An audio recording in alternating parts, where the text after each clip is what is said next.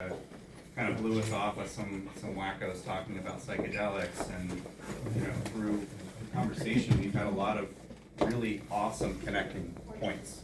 When we met with the City Council President Shannon Hardin, he had just finished reading Will Smith's autobiography, which at the end of it he talks about his experience with ayahuasca. So it's really amazing to see these medicines being talked about more open. Back in 2021, there was a study done in Ohio that found 24% of adults in our state suffer from some sort of mental health condition. 24%. And we're still throwing the same things, the same pills that we know don't work towards depression. We've got veteran suicides up to an alarming amount every single day. And I'm not ever going to be one to say that these medicines are for everybody and that everybody should take them. But if you've done your research and you think that they can help you, I think that you should have access to them, just like the booze that we're selling down the street, the cigarettes behind every gas station wall. It's a little frustrating to say that these things we're still living in the dark ages with these. It's amazing to see that the Ohio State University has a complete wing dedicated to psychedelic research. Recently, they were given the first DEA exemption to grow mushrooms in the whole country. So that is amazing progress. But my issue is that I can go into OSU and they can test with me, and then as soon as I walk out with a bag of shrooms, I'm now a felon. So what we are trying to do is we are not trying to change any schedules. That is not what we're doing. That does not work. It will not work because that comes from the federal level. But what we want to do is have City Council tell the police department that the enforcement of entheogens or psychedelics that are plant derived that you can grow in your backyard, just make it the lowest police priority. Don't go after anybody. That's our thing.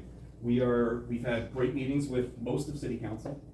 We've had a great meeting with the City Attorney's Office. We're working on having a conversation with the County Prosecutor's Office, and then it's on to the Chief of Police, I believe. So we've got some big steps coming up. We'd love for you all to be involved in the step, and if you're not from Columbus, to start a chapter back where you're from and keep this movement alive and growing. All it takes is showing up at an event, setting up the table, and having conversations with real people about real things. Adults, let's treat it like that.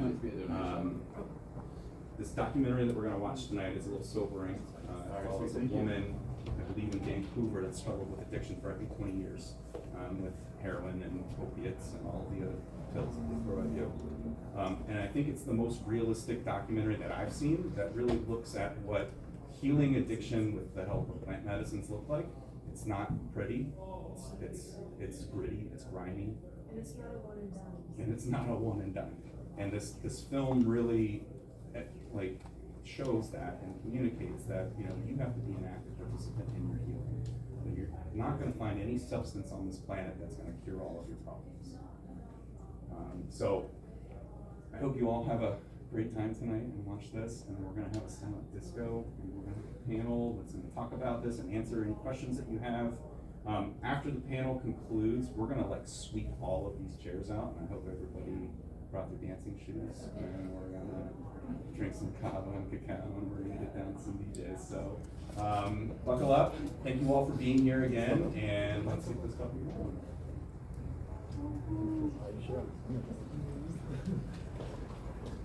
Everybody see back there? An hour in there? So we should be done around 7:30.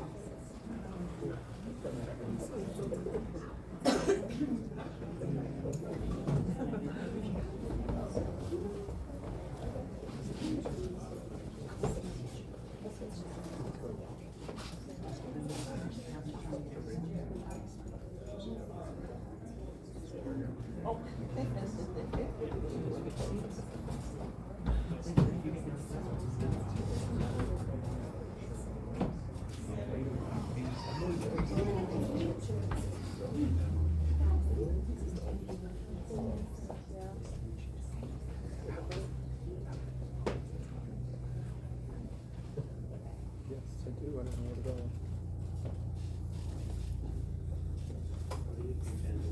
2 seconds. guys.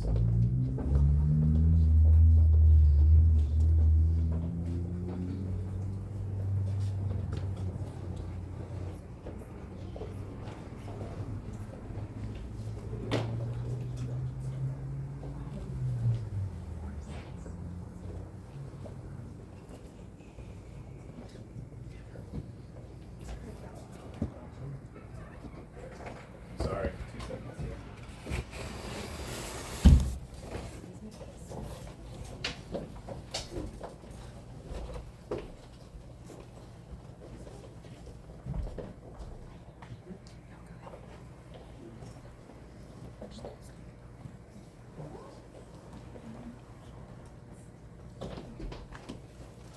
Somebody run next door and grab somebody over there, or Joe, can you give us a hand with this? Yeah.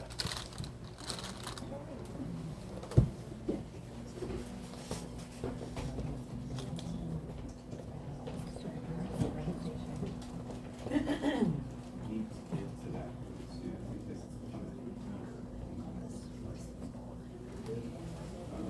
for the sound, where, you know where the button is? Hold it back there. I know we can call back up. I'm sorry. I really thought that it was just technology.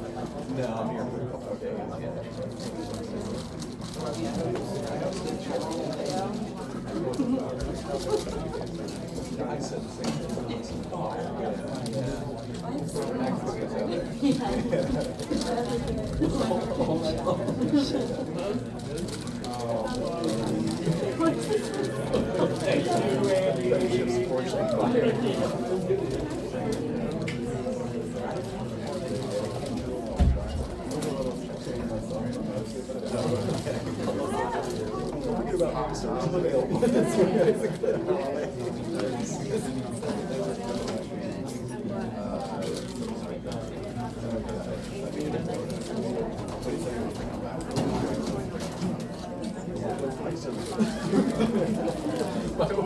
What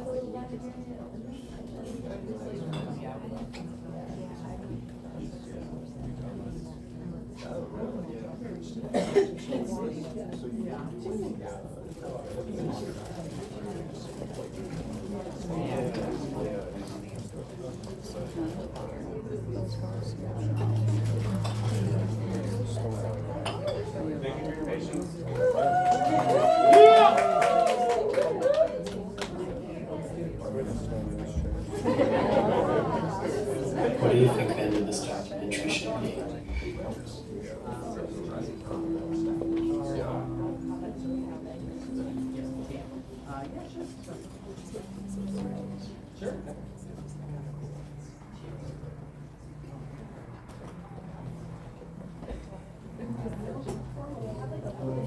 I'd like to be sober at the end of the documentary.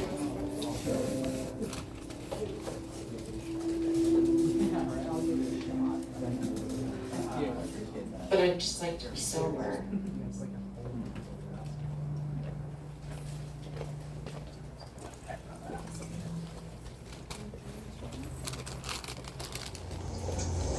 I think we should just take a walk down Hastings, so there's always like crazy stuff going on. I'm going to see lots of people that know who I am and know me, and they're going to offer me drugs. They're going to assume that's why I'm here. You may go over there by yourself, and I won't go over. I owe money to people on Main and Hastings. That's the corner, and there's a lot of drug activity that goes on there. So you go over there, I'll meet you on the corner over there.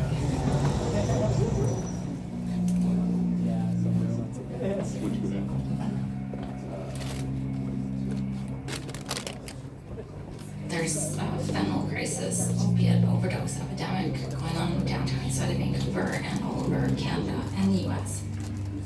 I'm playing Russian roulette every time I pick up drugs. I never know if this is going to be the hit that is going to kill me. I tested positive for fentanyl. It's in everything. The problem is people don't have a tolerance to this super powerful drug. I don't know how many people have died in the last 6 months that I know. Alcohol was the gateway, but I'm addicted to the harder stuff. But really, I'm what you would call a garbage can addict. I will do anything. Anything to not be sober, anything to get out of myself, anything to escape. I just moved back to my dad's house. I was so depressed. I was considering suicide, and I didn't want my parents to have to clean up my apartment.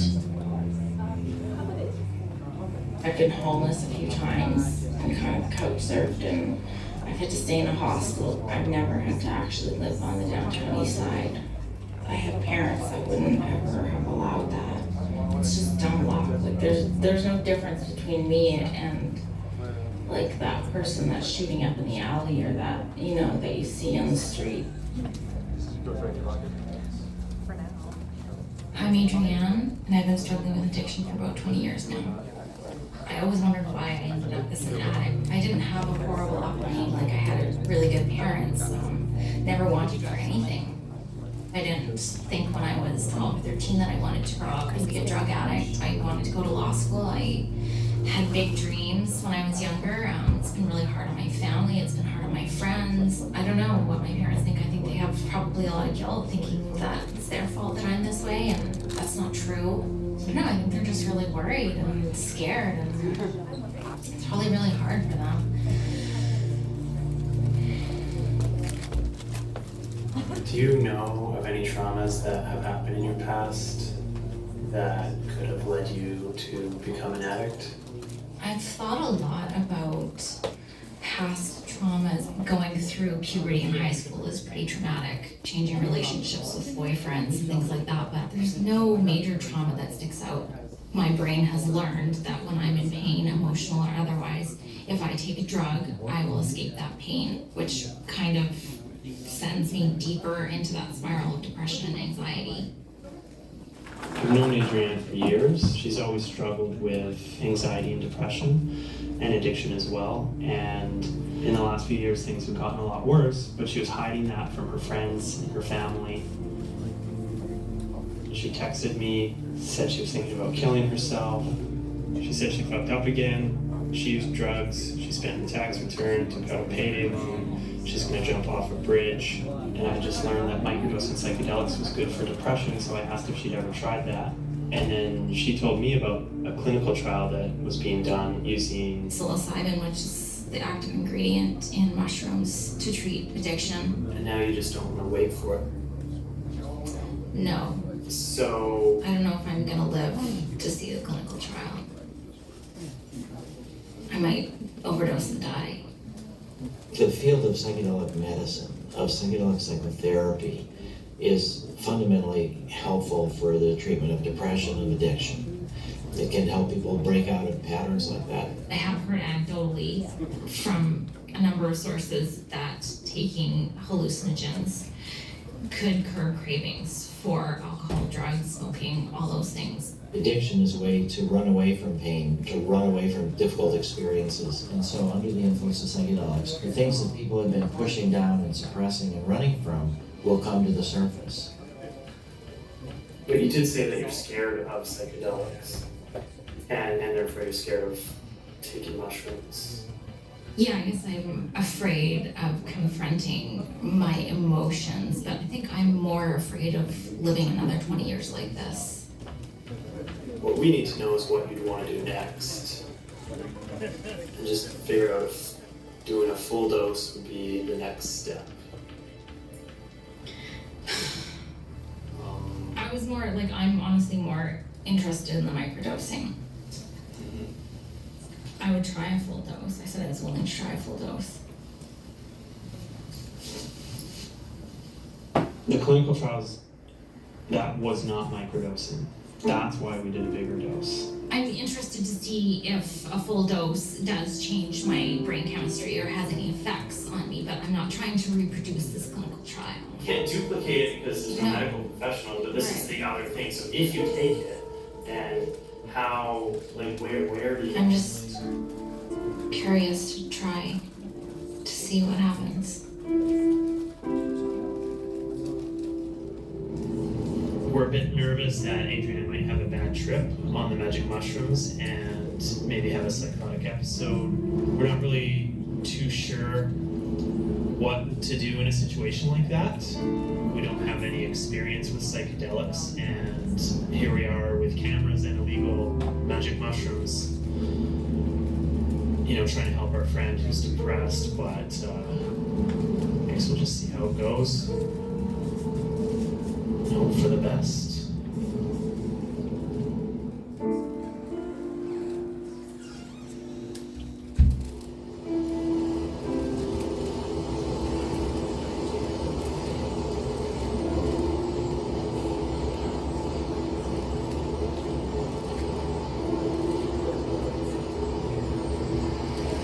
What can we do to help today?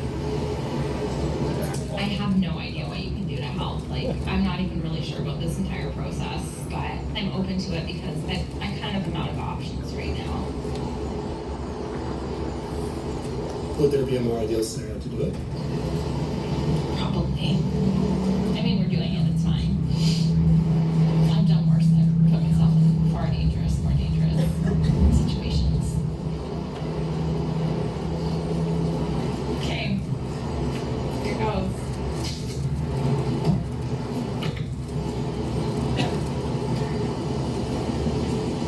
Do I just go like, eat it like this?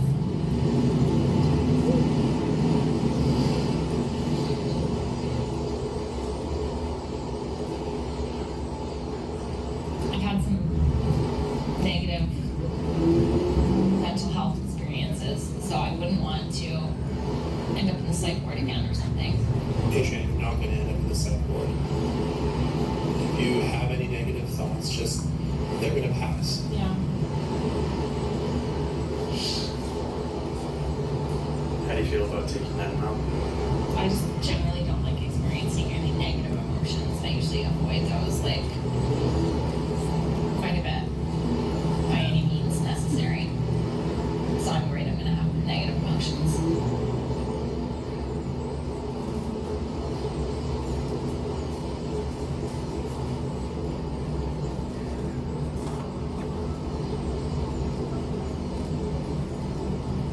I'm definitely like feeling something right now. For sure. Yeah. I don't think you're gonna get much though. Like, I think it's one of those things that I have to go through the process. I think right now I'm just like really high and like I don't think you're gonna get anything.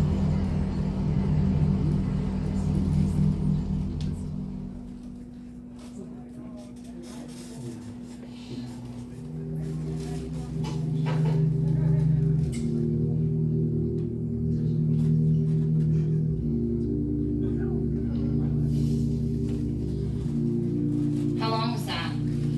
Couple hours. That you were gone? Yeah. Were you crying? I was off my face. Okay. Then I just went to the bathroom. I don't know why. And I just started crying. Yeah. I was like outside myself, looking at myself like a drug addict. Like, it's like what anyone on the street. I just realized that like I don't care about myself the way I care about other people.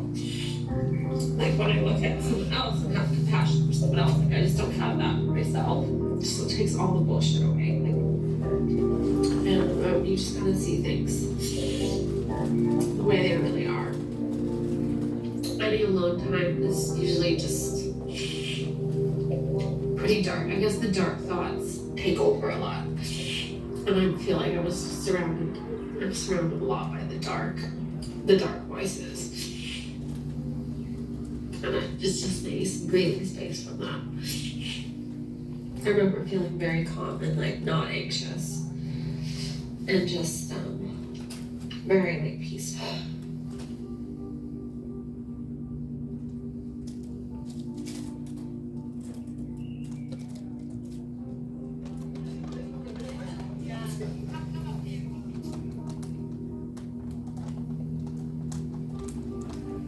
I'm Rosalind Watts, and I'm a clinical psychologist at the Imperial College Psychedelic Research Group. At Imperial, we did a study where people with treatment-resistant depression came in for 2 experiences with magic mushrooms or psilocybin. And so I interviewed everyone about their experience and what it had been like and how they changed afterwards.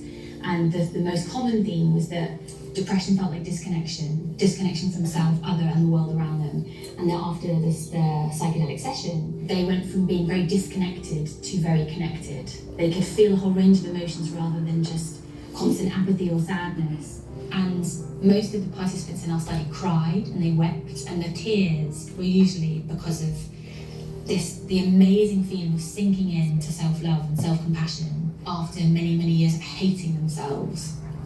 They're constantly in their heads, berating themselves, criticizing themselves, thinking how they can change it, make it better.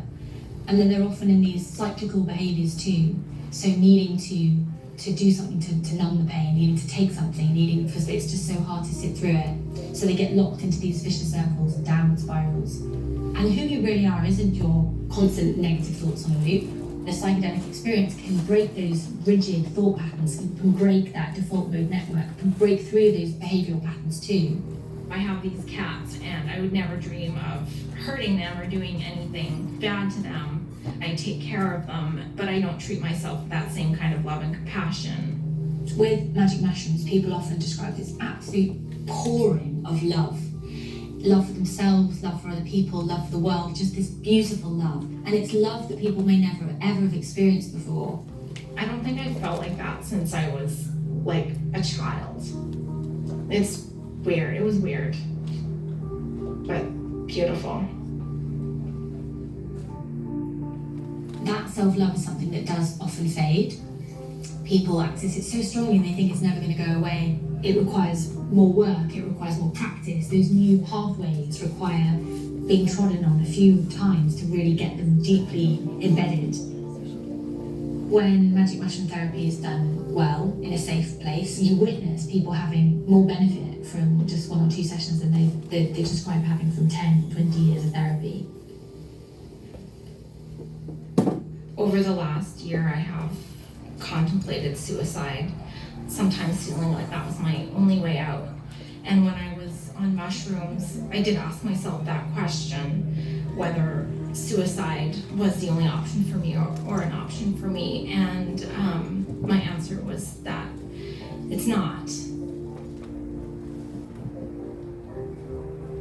What these mushrooms do is they give you the ability not only to see your position in the universe and nature and everything is all connected, but you get the feeling that it's okay. You know, it's okay to be you. It's okay for you to have these problems and issues, but you're better than that. Magic mushrooms allow you to change your mind, literally. Our studies have shown that magic mushrooms disrupt the default mode network, so deactivate the ego essentially. And when that happens, rather than this very rigid brain pattern, you see hyper communication in the brain, you see hyper connectivity, so all the different parts of the brain all talk to each other. With psychedelics, the whole brain starts to relate in ways that it's not used to doing, and that's why we get new insights and new perspectives. Using psychedelics, it's about, connecting with yourself, connecting with nature, and connecting with a different part of your brain. All the psychiatric medications just dulled me in, numbed me out. I've been constantly medicated by doctors: Zyprexa, Seroquel, lithium, Zoloft, Celexa, gabapentin, lamotrigine, risperidone, valproic acid, trazodone, Wellbutrin, Concerta, and many other antidepressants and other psychiatric medications. None of them have helped me. Currently, I've stopped taking all medications except methadone. It's a substitute opiate to prevent you from going into withdrawals, and it's a regulated dose given to me at the pharmacy every day. Methadone doesn't make you feel very good. I feel tired when I'm on a high dose. Magic mushrooms are not addictive.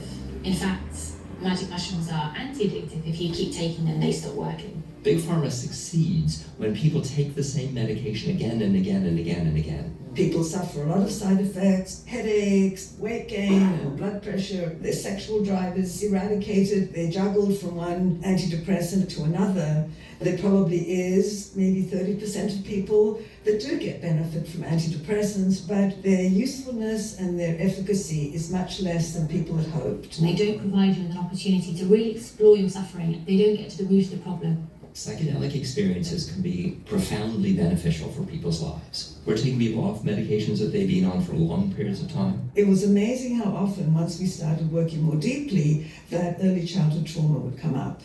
A variety: emotional, physical, and of course, childhood sexual abuse. What drives a lot of people to addiction is trauma, is difficult experiences in childhood, and you can help somebody break an addiction, but then what about the factors that drove them to the addiction? Do you think you have PTSD? Maybe, I think that, I was asking my mom, why do I do this to myself? There's got to be a reason. There's got to be a reason I continually, self-harm and continue down this path. Clearly, there's some kind of pain. Obviously, I have some kind of pain, and I don't know why. She did say, I think you're just a really sensitive person, which I think is true. But yeah, so I think there is something, How do you know if somebody has PTSD then? There's a list of symptoms which has to do with, re-experiencing the event, very high anxiety, being really jumpy, avoiding, say, the geographic area where it might have happened. Some people are more anxious, some people just get numbed out and dissociate, they freak out if there's anything suggestive of what happened. They keep reliving the trauma and dreaming about it and thinking about it. Or it can be the numbing, so that they don't feel much, they don't relate much. you can have trauma but not necessarily have PTSD. You right? can. Yeah. You can, but for people who end up with PTSD, then for some of them, addiction is a way of dealing with that. So is it possible to have PTSD but not really remember, if it was something that happened when you're really young. You might not remember it, but you're experiencing all these behaviors, but you're not really understanding why. Yeah. Yeah.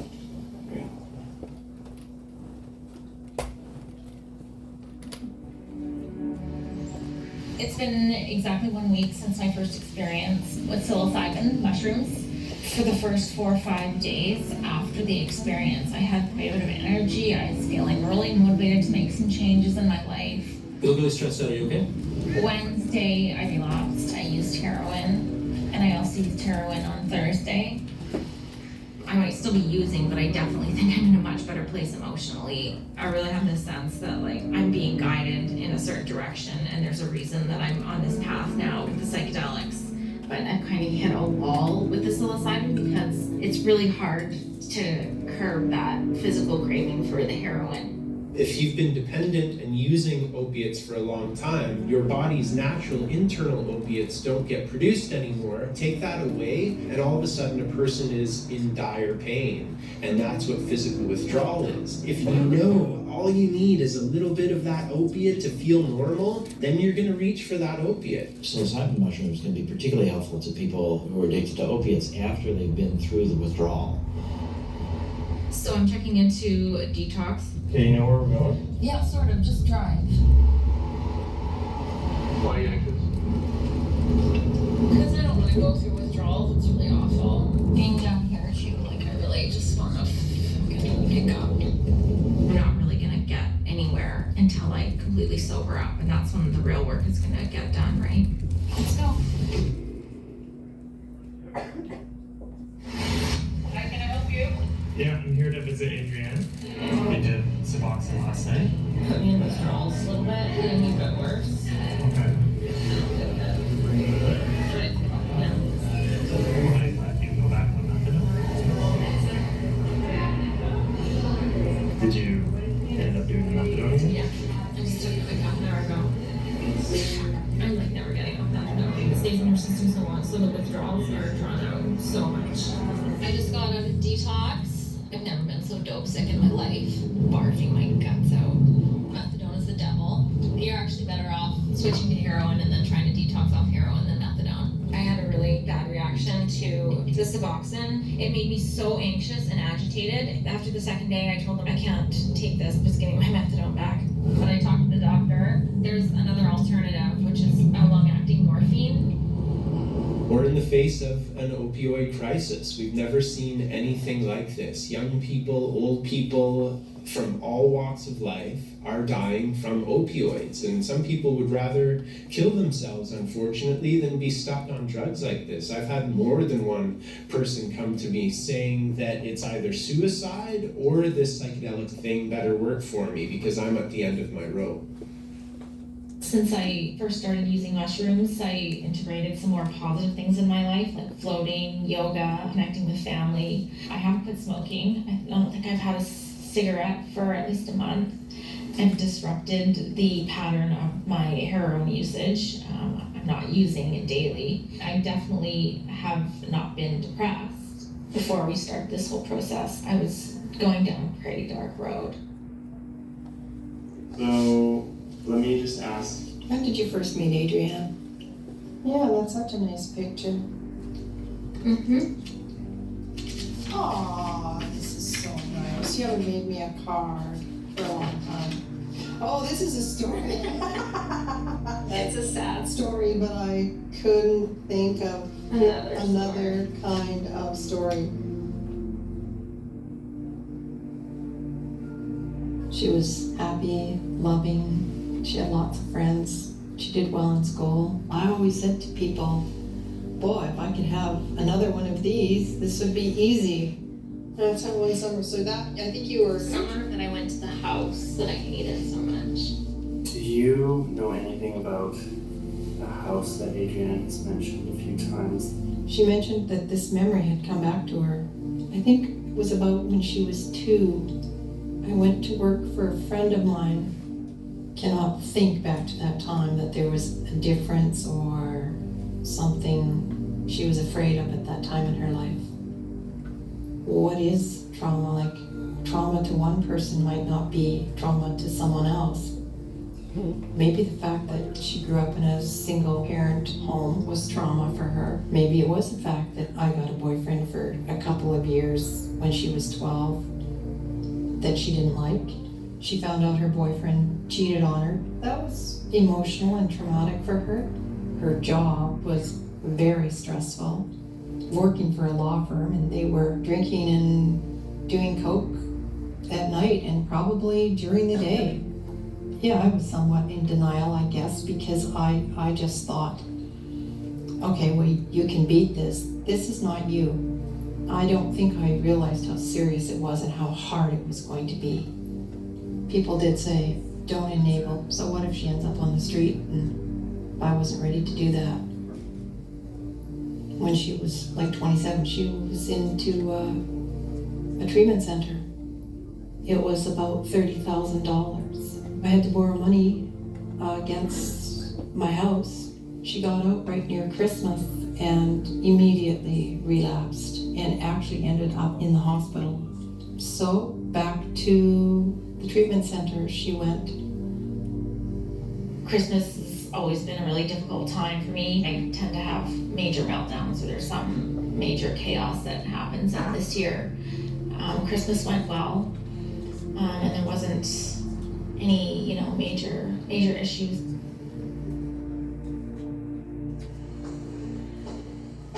I want to go check out a conference run by MAPS, the Society for Using Psychedelics for Therapeutic Purposes.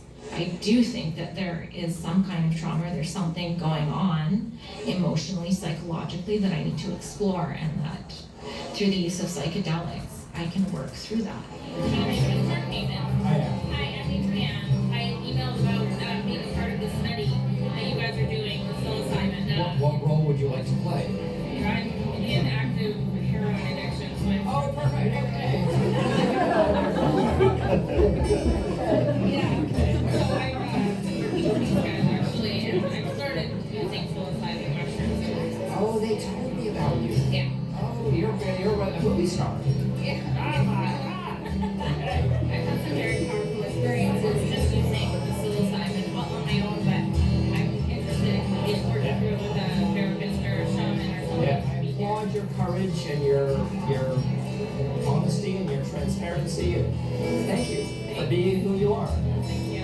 If you could take your seats or find standing room only, that would be great. How many of us struggle or have struggled with secret anxiety or heartbreak or depression, addictions? It's just so hard in this society to be a human being because so much of what this society takes us away from ourselves.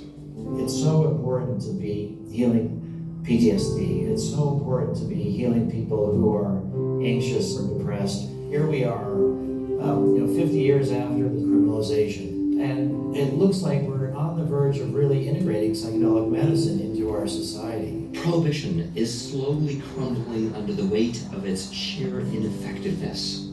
It does not protect our communities, it does not protect our families, and it does not protect our children. So prohibition will end. And what I ask is, what are we going to replace it with? The two psychedelic drugs that are likely to become prescription medicines the soonest are psilocybin, not from mushrooms but made synthetically, and MDMA. And what we're trying to do is bring back the field of psychedelic psychotherapy, where there'll be clinics where people could have either psilocybin mushrooms or MDMA or eventually other drugs as well in a long-term sequence of psychedelic psychotherapy. From a political perspective, I think the most important step that's not being taken in psychedelic research yet is going to be to develop ibogaine for the treatment of opiate addiction. Ibogaine is the only thing that we know of that is able to go in and address that issue of the physical withdrawal. Iboga and ibogaine come from a root in Africa and are among the most powerful psychedelics on Earth. They've been used ceremonially for centuries, and in 1962 in New York, a chemist gave ibogaine to his heroin addict friend who would try anything. He noticed immediately after the experience that he wasn't craving heroin anymore, so that's when its anti-addictive properties were discovered. You have a question? Okay. You might have to be careful how you answer this, I guess, for legal reasons, but what would you suggest people do who might need therapies like this but it's not legally available yet. I don't think I have to be that careful to say that there's loads of underground therapists, and they're usually very passionate and committed because they're risking so much to do it. So the problem is, how do you find them? The Ibogaine thing, I'm really not supposed to be working with Ibogaine. So for myself at the moment, it's civil disobedience. Fuck them and their bullshit. You know, they're going to keep monitoring because I'm helping people get off heroin. Normally when you come off of the opiates, things would be difficult, up and down, Yeah. peaks and valleys, Yeah. being sick. After an Ibogaine treatment, you would feel the same way as you would months after a traditional detox from heroin. It's not a magical cure, but it's the closest thing we have to it. I'm afraid of like what's gonna happen when that methadone's not there Sure. anymore. Yeah. I feel like I want to have some stability first and like staying away from the heroin and like working with the mushrooms and working through some things before I'm ready to pull the rug out, I guess. Okay, so normally when we're working with Ibogaine, we have people that stay with us for 2 weeks at a time. Right. So we're kind of booked out for the next few months. However I can put you in touch with somebody that will be able to get to you sooner. And in the meantime, you could come and do mushrooms with us. We're talking about the Ibogaine. That's what this guy's really recommending. And How does that work? Is that like a one-shot deal? Like, yeah, it stops you from going into withdrawals, but it's also like an addiction interrupter, so it changes your pathways, starts repairing the opiate receptors. But I don't know if I'm ready to get off the methadone yet. That's like down the road. so what happens this week? We're gonna do like a mushroom sitting, and there's gonna be a female therapist there, and it's gonna be a larger dose of mushrooms than what I've done. But like this would be guided so that if anything came up or like I wanted to work with something, I would be safe and with people. Keep on the right path, honey. Yes. Keep doing the good stuff. Yeah. I think you do need to try lots of different alternative things. I don't prescribe to one, mantra. Like, check out voodoo if you have to.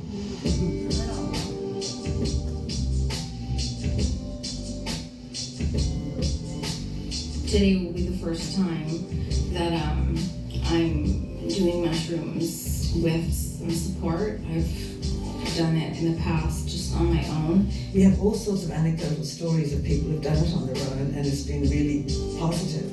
But it's not something that you would recommend.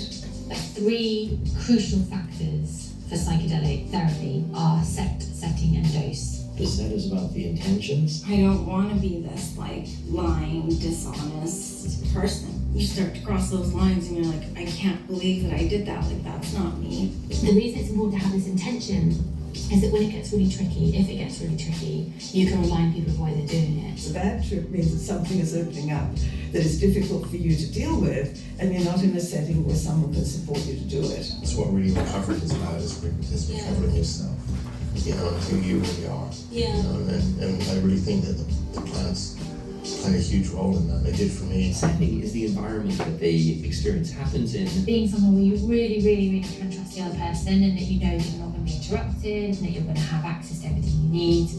We're your support. Should you need anything, then we're right here. But really it's the people that make the setting. Anybody who makes a choice should be well supported. I want to be here for you. Dosage is what you take and how much. We're working with these Mexican mushrooms. They're a little bit stronger than the cubensis. So we'll take that into consideration. When I hear about people doing these high doses on their own, for some people it's fine, but for a lot of people I think it's scary. We could always add, Yeah. whereas it's a little bit difficult to subtract. Beyond set, setting, and dose, what really matters though is the integration afterwards. I had a really big mushroom experience, and it wasn't until later on in that day that I really understood what happened. Around the psychedelics, before and after, would be non-drug psychotherapy to prepare and to integrate the experience. And that's really the route to overcoming addiction in the long run. And then also, if she's got anything, really profound or interesting to say, then we might write that down and then discuss that later.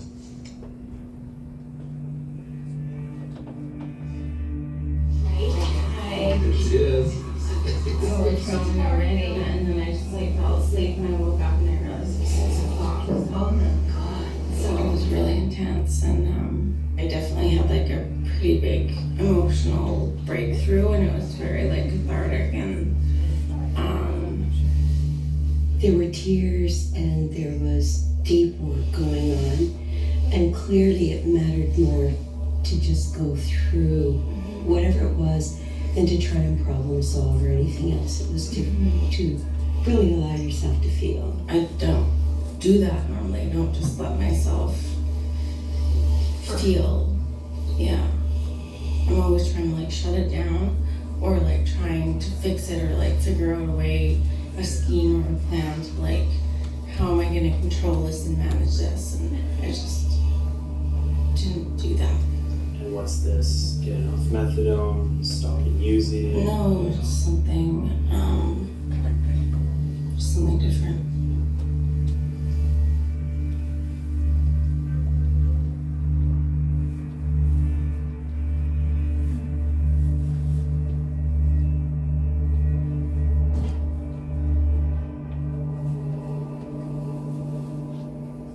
Will you tell us about your actual breakthrough on Saturday?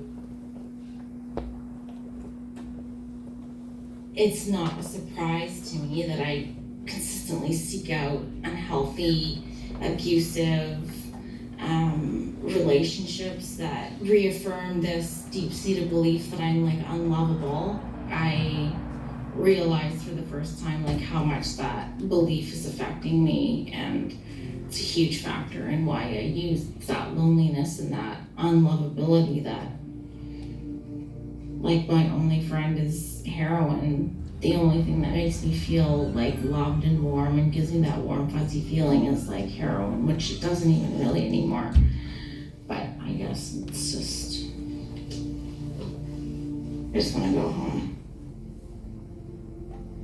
I get like really bad nausea from the methadone, and I just don't feel well today.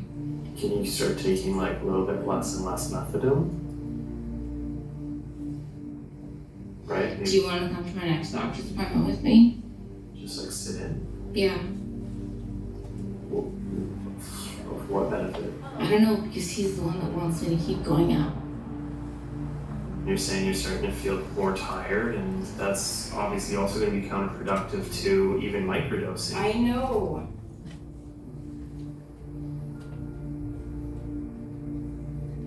I've been pulled in like 8 million directions for the last 10 years. And every doctor has a different opinion. Every person I talk to has a different opinion. So, like, I don't really need to hear this right now. It's not helpful.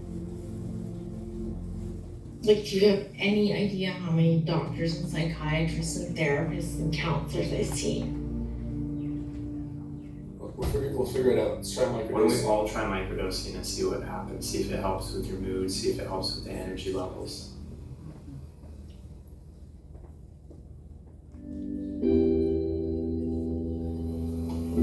The methadone is making her tired. And so what I'm wondering is if we can get an opinion from you about whether microdosing will even work for her or if it's pointless. Like, what she needs is fucking ibogaine treatment. You know, like we're dicking around with mushrooms and stuff. Like, you know, all of the other psychedelics can help and will help and have been helping, but at the same time we're kind of dicking around. Do you know what I mean? Because there's one that fucking nails it right home, and that's ibogaine and iboga for her situation. You know, and then all of these other psychedelics will help afterwards. You need the iboga to take the hooks of the opiates out of you. Otherwise, you know, you'll have a beautiful mushroom experience, but 12 hours later you're still going to need opiates because you're going to go into physical withdrawals. I've had a lot of insight and that self-compassion and self-love with the mushrooms, but it just doesn't last very long because then I need to go back to using the opiates. Iboga works so well for somebody who just hasn't been able to get the leg up on the physical addiction. Yeah. You know, where I work with medicine, it's almost more clinical, and there's a place for that, for sure. But I've seen Mark do his work and the beautiful ceremonial aspect of it, and it's totally the way to go. He takes you on this soul journey, which, you know, in layman's terms might be called a visualization exercise. Half of the iboga session is therapy. Yeah. You know, the people of the Bwini have taught me how to use iboga in a traditional way. 50% of our healing is the talk. And that's where things get done because you rearrange the way you think. Methadone didn't work for you. The treatment centers didn't work for you. You know, what we're trying to do is get this medicine to at least be an option for people because it's so effective at dealing with physical detox, you know, and getting someone clean so that they're more receptive to therapy. And then we can use the medicine in a more sacred context to deal with people's traumas that are at the root cause of the addictions. Really acute forms of addictions can be really dangerous with iboga. Very dangerous. Benzodiazepines, like methadones, things like this. It does certain things like slows down the heart rate. I'm way more comfortable working with morphine than even methadone. Just kind of make it clear that we didn't just throw loads of ibogaine on top of methadone here. When people start getting ideas off documentaries, that's when things get dangerous. What they should get an idea off is that it is dangerous because we have seen enough to know that.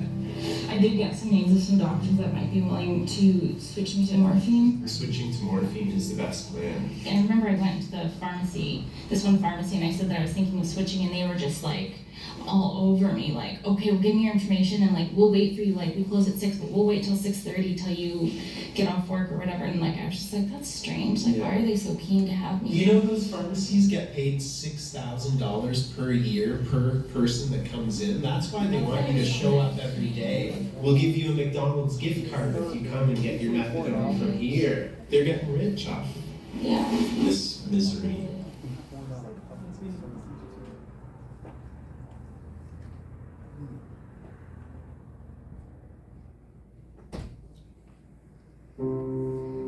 I forgot how to live, or I never learned how to live, because, you know, all that emotional development was stunted. When I started drinking and using at the age of 15, I was able to finally switch off methadone, so I'm off methadone now. And I've switched over to KDM, which is a long-acting morphine. Like, I'm always on something, whether it's prescribed by a doctor or like prescribed by a drug dealer. Like, I've just been on so much, so I'm really excited about the iboga treatment because I'm hopefully going to be free of all, you know, medications and just have a clear mind for a little while, just to get a sense of like where I'm at and who I am and how I feel without a substance in my body. That's going to be amazing.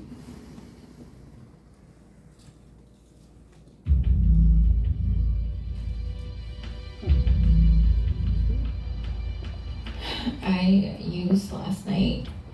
I ended up having some heart palpitations and having to call an ambulance and go to the hospital.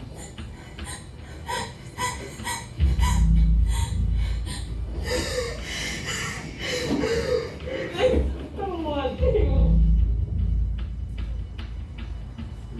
I'm not saying I'm not going tonight. I'm just saying I don't want to put that pressure on myself. Let's just play it by ear. Call me if you need me to bring it home. Or just let me know how it's going. Yeah.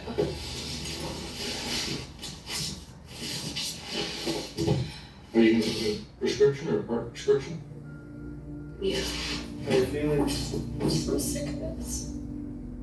You know, I already have anxiety about being away from home on a good day, and then just like everything that's happened, and like putting the cap down yesterday was really, really hard.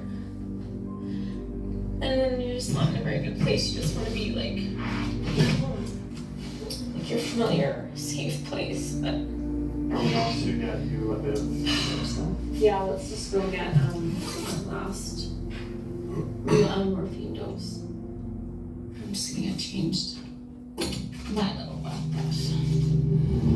I've used and stuff, but definitely like nowhere near. You know, and like I've been really trying, especially in the last week, to not use anything because I don't want to complicate the process, but I've just had panic attacks all week, extreme anxiety and like stress reaction, and my addiction wants me dead. Like it wants me not to get better.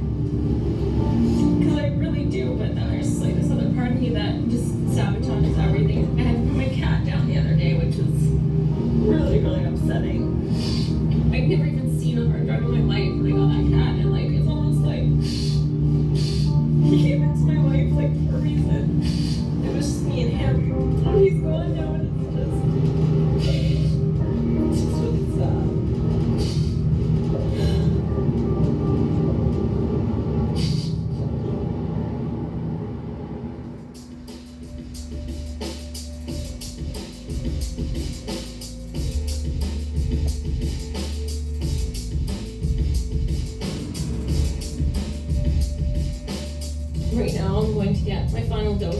morphine, my opiate replacement therapy drug. I'm only going to take half of my dose. I'm supposed to take 600 milligrams a day, but I'm just going to take half today because I need to be starting withdrawals before I do the ceremony.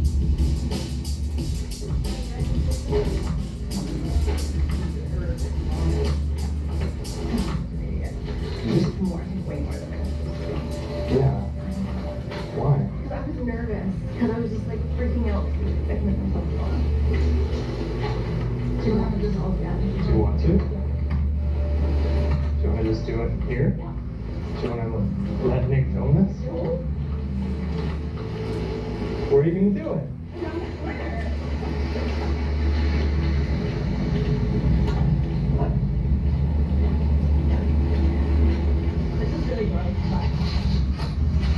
We need to dry them off. I need some. Here. You want some of them or busted open? Here's a tissue. Just keep that. That's enough. No, but I probably need to take these back down. I can't believe I just did that. That was disgusting. You should have just had your purse open. I know, but I just... It would have been the easiest thing in the world. No, it wasn't. I'm scared. I need to take 15. So, 9, 10. Here, give it to me. No, I want it. Adrian, I've got the pill bottle here. I'll give them to the nurse. No. Because I'm going to decide if I take those other 5 later.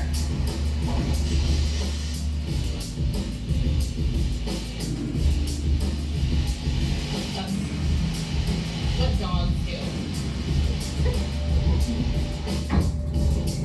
It all worked out. You don't really start with this? Yep. I don't think so. And if I don't do this, then the other well, this guy doesn't really take it seriously. Jesus. But it's just close. Thank God. Sorry. Have your whole apartment in here. Well, I had a rough day getting here. You did, I had a right? rough week getting here. Mm-hmm. So I'm just glad you're here, right? Me too.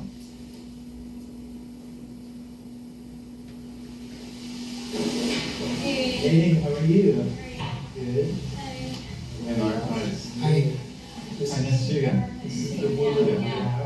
I took 300 milligrams last night. Yeah, so I only took the half. I'm starting to feel a little bit uncomfortable, just like that fatigue and yeah. It is for you just to talk and just share what you think about what's going on, maybe with the world and. Well, you know what? I mean, I think rather than the general lecture, let's just talk with them about where they're at in the world. Sounds good. I think you've done a boga. No, I've done it already. Yeah. Yeah. I actually started using heroin to manage my cocaine addiction. The cocaine was working for a while, but 10, 15 years down the road. So, actually, so the addiction wasn't your problem. The addiction was your attempt to solve the problem. The whole school for you as a kid, turning out a lot, absent-minded. Yeah. You're probably smart enough to do well, but were you able to really apply yourself? No, I never did. I always do things last minute. And how do we treat ADHD, by the way, you know? With stimulants. Exactly. So it's a self-medication for you in a sense. It's that simple. So the cocaine addiction was focused. It's how you cope. Yeah. The substance gave you at least a temporarily desirable state. It wasn't a bad thing. It was actually a way of feeling more yourself, more in charge of your life and less overwhelmed. And you weren't sexually abused. Not that I know, not that I can remember. Yeah. Okay. How would you approach this kind of conversation with somebody who does not have the memories of their youth, who cannot dig out exactly what they felt like? Everybody's got the memories. They just don't have the recollection. People go into the yoga experience and memories will come up that they never were conscious of before. I have a memory of going to this house and being babysat, and I just had this very terrible feeling about it, but I don't know why. Like, I just did not like it there. If somebody doesn't have that explicit memory that you're talking about now, there's still ways of getting to the emotional memory. So some of that may also arise for doing the yoga. Yeah, I think that's what I'm afraid of. What's that? That's what I'm afraid of. Why are you afraid of it? Because I don't like feeling uncomfortable. I don't like negative emotions. Like, I had a really hard time identifying it. The first time I went to treatment, like, my only emotion was good or bad. Tell me something. You felt discomfort and disgust. Would that be a negative emotion or would it be a necessary emotion? It would be a negative emotion to me. It would be negative? Yeah. Why would it be negative? Because it would feel uncomfortable and I don't like feeling it. Yes, you would. If I life. You may not like it, but the whole point is not to like it, because if you don't like it, you're gonna move away from it. So it's necessary, right? So if in that house, for whatever reason, you feel uncomfortable, are those negative things or are those necessary things? Necessary. Okay. Don't be afraid to experience necessary things. Here, if those things come up, you're not alone. You might go back to these experiences, but you're not going back as an infant. So you actually get to witness it. You've got a whole crew here who are purely dedicated to holding you through that experience. Yeah.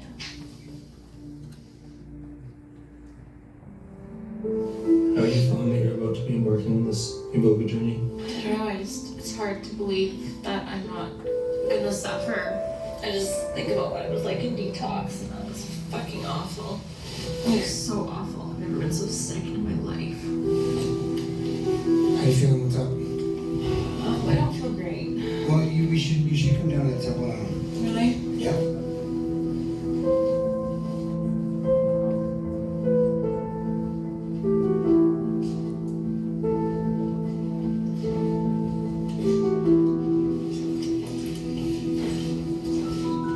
This is about, like, taking on tonight the opportunity just to be nice to yourselves, you know what I mean? Let's just get you guys cleaned up. What this is about is just a detox. We'll work on the rest later, but tonight, the medicine's gonna work on a physical level. Okay, I'm gonna torch this place in about 2 seconds. Okay, I'm gonna set a ring of fire around us. So if you feel freaked out, it's okay. No one's gonna die, no one's gonna be hurt. I don't want to do it.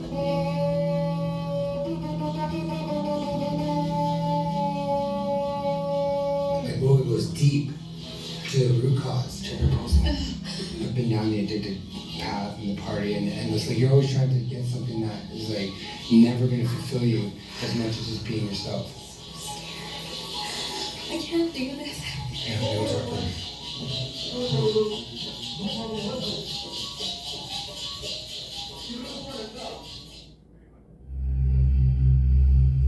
Vital signs remain stable. She's nice and calm. She had a really good night with the medicine.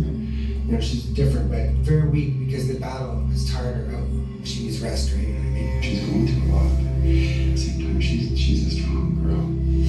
Well, you're looking better this morning. She's bright. Living the life of the baby. Yeah. Is it weird? She's so strange. It's gonna be a long road, but it's an awesome start. I called your dad and let him know everything's going the way it's supposed to go. Yeah. So what were we seeing out there? You're seeing the computer getting completely wiped. What are you gonna do today? I don't know. Snowboarding or something? You're not gonna want to. I can go snowboarding. I can. I want to. So she's a kid or something? She is a kid. It reduces people down to that baby level. We're gonna rebuild them back up. Do you like it? Yeah, very much. It was very wonderful. What's it on? Yeah, just fun to sleep. Should Nick do yoga? Yeah. Yes, you should. Yes, he should. Yeah, you should. I'm gonna do it. Yeah. I want to. We can try. Yeah. It's fun. Yeah. Looks like it puts you in a good Yeah. frame of Yeah. mind. Oh yeah. Like, right. Yeah. So. Trying to be thumbs up. Yeah. Isn't it the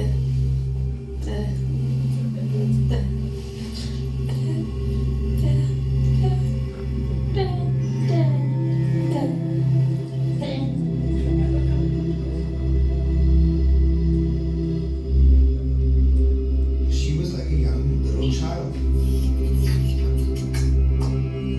Is this normal? Yeah. Ice cream. You cool with that? I mean, not like that. It's almost like she's had a brain injury. You know, like a wipe. It'll be okay. It's like we haven't reviewed her. Nothing to worry about. It was the most amazing thing in my life. And then she went to like a teenager, getting nastier.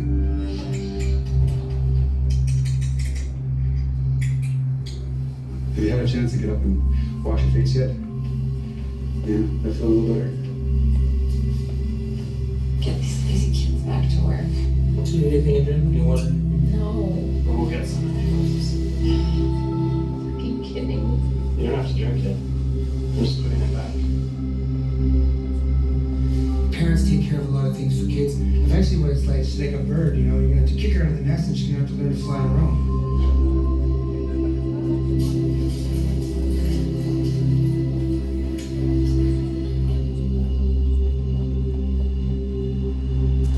I couldn't believe when I woke up and it was drying. Yeah. How's that make you feel? It's like crazy.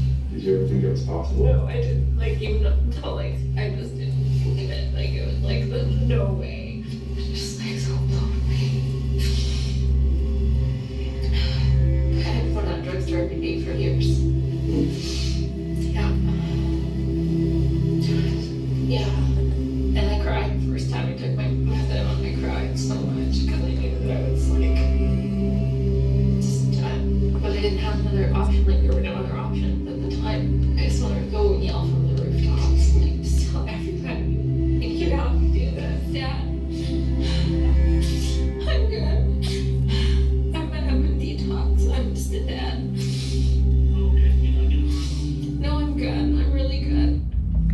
You take away the drugs, now the mind's left on its own. I don't feel any withdrawals, like, nothing. The medicine is so powerful, that's like a rebirth. I just got out of bed for the first time. I've been just out flat on my back for like 5 days. We're very early into this. Okay, bye. Yeah, I should get up again. Yeah, let's go downstairs. I don't want to, really. It's almost like whatever she's suppressing with the heroin is starting to come to the surface. Oh, totally. It's 100%. Every addict is the same thing. They all have something really bad happen. Addicts just aren't addicts by choice. Addicts are covering pain and hurt and sorrow and grief and all kinds of different things. I just need to keep moving. She's not cured from drugs yet. Like she's reliving some moment over and over and over. Did she say it was something from the past that she's seeing? She didn't say anything. She just wouldn't tell me. She wouldn't tell me. She's not ready to deal with it. Something happened in that house, right? And there could be more.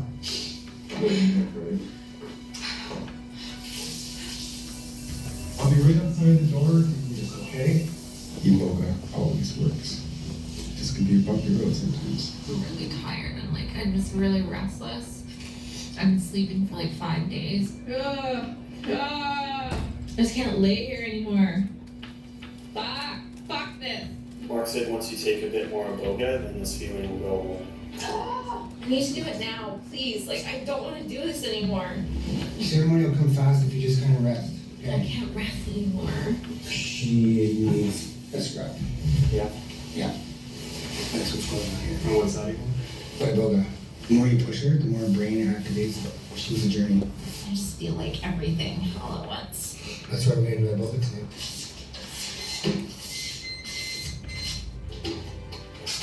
There's obviously residual drugs and anxiety feelings in there, right? You know, and that's what Iboga is good for. It's good for going in and kicking all that stuff out.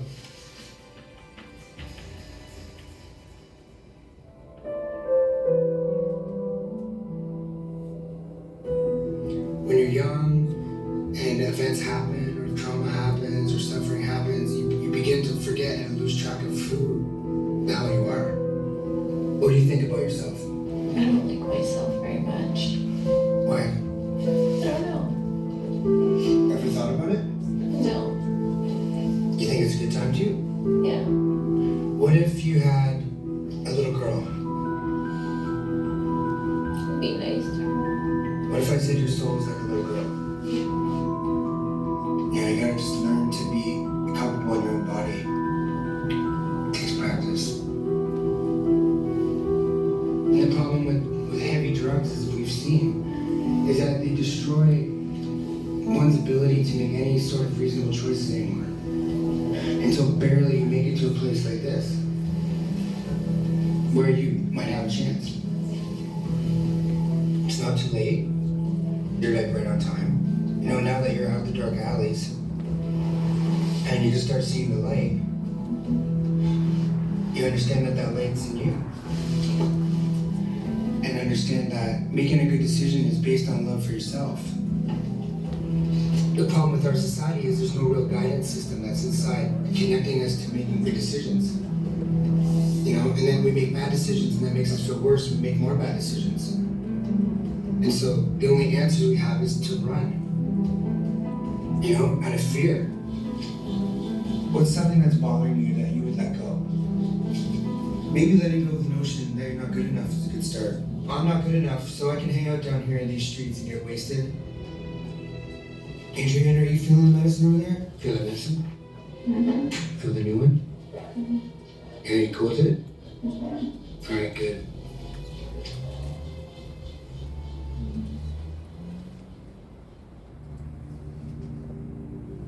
Oh, I massively lied and underestimated and grossly misrepresented the amount of heroin I was still using on a daily basis. Yeah. It's not funny. It's not funny at all. It's sad. But, no, I was taking points of heroin a day. Yeah, you ready to go? Yeah, let's go. Hurry up, get Yeah, it. let's go. We're gonna miss it. With you lying so much, like what happened without? Like, I know that this is really hard for you to get, like, to understand, but like I didn't have the capacity to be honest about anything before. Like, I just did not have that capability. What was the end game though? So let's say that this didn't work or this didn't even happen. Death. Oh, cool. So we would have been documenting. But that isn't the ending, Tyler. So we don't need to worry about it. Yeah, but we went months not even knowing what Iboga was. Well, now you know. I'm just telling you the truth now because I'm coming clean about everything. Obviously, like happens with a lot of people, it's okay you're here, but like you want more drugs than what we knew. All I got to help heal anybody is the truth. Look how fucking far you've come. It's the first time you've had to deal with stress. Yeah. I just escape all the time. Well, yeah, what's bad with just being in it right now? It's safe, you're not in danger. It might be uncomfortable and crazy, but it's like everything, it'll get better. You gotta make it to that point, right? Yeah. So, I think right now, movie and popcorn. Okay. You know what I mean? Before it was morphine and heroin. Now it's movie and popcorn. I wanted to see a movie anyway, so I was like, what can we do? We can sit around and... That would be too intense. I don't know. That's too intense. I think she's too intense, so...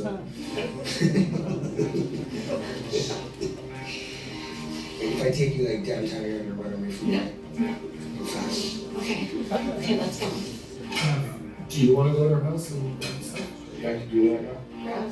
Yeah, can they go to your house and clean it up? Under my bed, there's a pouch and it's full of shit. Yeah. Like, full. What are we going to go do right now, Jeff? Get rid of this shit.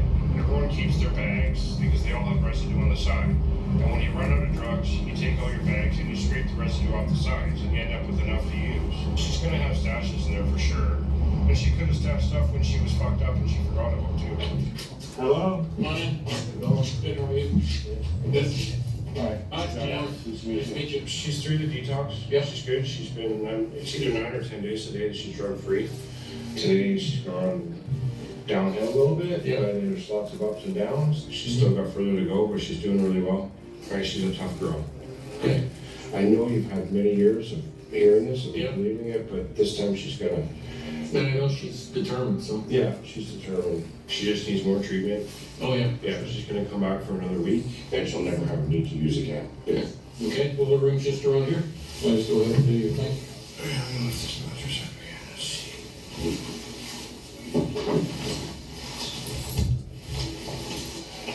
What do we got there? Baggies, straws. This could be $10 to $100 per bag. Should probably end up with a gram or 2 grams. See a pile, look at the size of the pile of baggies. Holy shit. You see them and then you count them, you fold it up, then you just scrape it with a cart, and then she'd end up with a pile at the end. Same with the pipe, you can break the pipe in half and scrape the residue off the pipe. That's what she uses to smoke with. This she used to smoke with. We'll go back to the house and have a fire later and get rid of this shit. Okay, I want to open this can right here. Baggies. Right? Mushrooms? You can just look in and see, and that had baggies in it too, right? There's just dozens and dozens and dozens of those baggies full of baggies.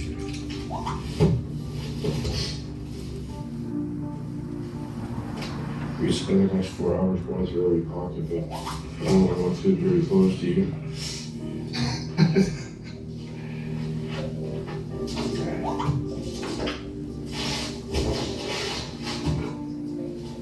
No.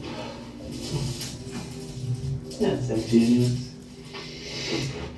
Alright, good. Okay, we'll see you guys. Take care. Come by. Yeah. That was kind of shocking.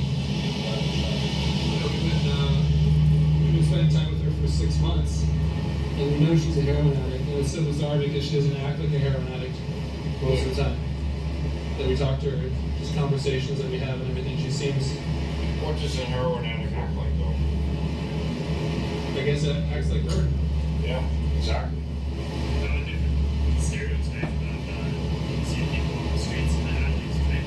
Yeah, but that's the small percentage. The large percentage are functioning addicts that you never know. You walk by them all day, every day. Doctors, lawyers, judges, there's no one that's immune. And then there are the unfortunate people